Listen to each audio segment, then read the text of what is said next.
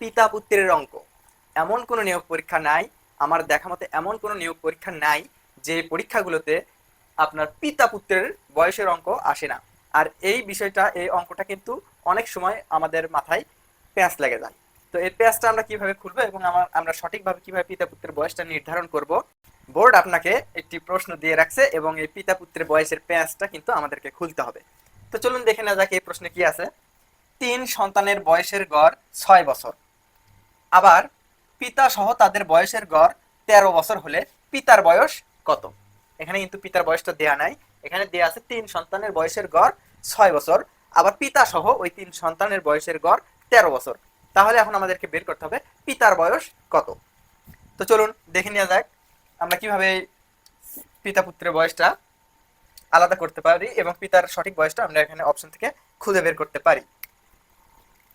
প্রথমে আমাদেরকে দেখতে হবে 3 সন্তানের বয়সের গড় 6 বছর। তাহলে আমরা এটা সাজিয়ে লিখতে গেলে অর্থাৎ 3 সন্তানের বয়সের গড়ের সমষ্টি, অর্থাৎ 3 সন্তানের বয়সের সমষ্টি, এটা যদি আমরা বের করি বাংলা লিখতে অনেক সময় লাগবে, ভিডিওটা বড় হয়ে যায়।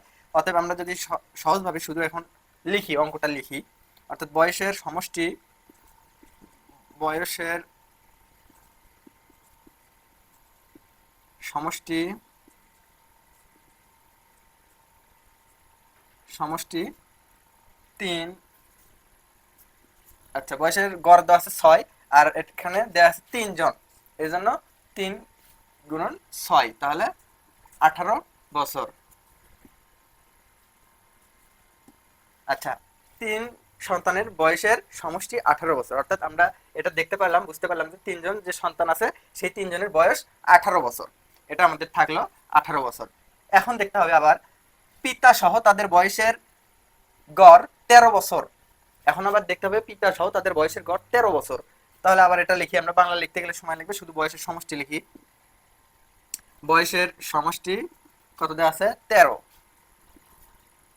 এবং এবার হচ্ছে 4 জন, যেহেতু এখানে আছে আবার পিতা সহ তাদের, অর্থাৎ পিতা সহ তাদের, অর্থাৎ পিতা সহ এই 3 জনের, তাহলে পিতা আর এই 3 সন্তান 4 বছর, তাহলে 4 13 52 বছর।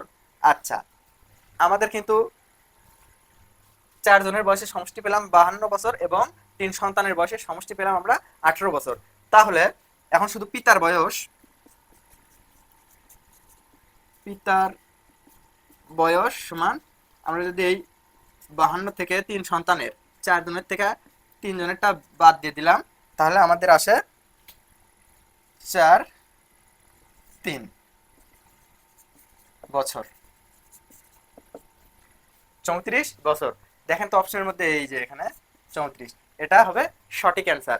এটা আমরা মাত্র 5 থেকে 10 সেকেন্ডের মধ্যে আপনি প্রিলি পরীক্ষায় এই অ্যান্সারটি বের করতে পারবেন খুব সহজে, যদি আপনার বেসিক থেকে কিছু ধারণা থাকে। এই জন্য অঙ্ক মুখস্থ করলে হয় না, অঙ্ক কিছুটা আমাদেরকে বেসিক থেকে বুঝতে হয় এবং সেগুলো মাথার ভেতরে সেট করে নিতে হয় যে এটা এইভাবে করলে আমার অ্যান্সারটা আসবে। তাহলে ধন্যবাদ সবাইকে, পাশে থাকবেন আমাদের সবসময়। আমরা চেষ্টা করি বিভিন্ন ধরনের পরীক্ষায় যেগুলো গুরুত্বপূর্ণ প্রশ্ন আসে সেই প্রশ্নগুলো আমরা বোর্ডে লিখে সমাধান করার চেষ্টা করি এবং আমরা সবসময় শিক্ষামূলক ভিডিওগুলো নিয়ে আসতেছি। এই জন্য আপনাদের কাছে একটাই অনুরোধ, যদি আমাদের ভিডিওটি ভালো লেগে থাকে তাহলে আমাদের ফেসবুক পেজ থেকে দেখে থাকলে ফলো করবেন, ইউটিউব থেকে দেখে থাকলে সাবস্ক্রাইব করে দেবেন। ভিডিওটি ভালো লাগলে অবশ্যই লাইক করবেন, কমেন্ট করবেন এবং আপনার বন্ধুদের মাঝে ভিডিওটি ছড়িয়ে দেওয়ার জন্য শেয়ার করতে পারেন। আপনি হয়তো স্টুডেন্ট না, কিন্তু আপনার সন্তান অথবা আপনার ভাই বোন আত্মীয় স্বজন অনেকেই স্টুডেন্ট আছে, তাদের জন্য কিন্তু এটা অনেক গুরুত্বপূর্ণ।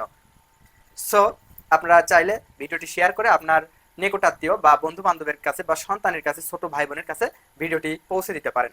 ধন্যবাদ।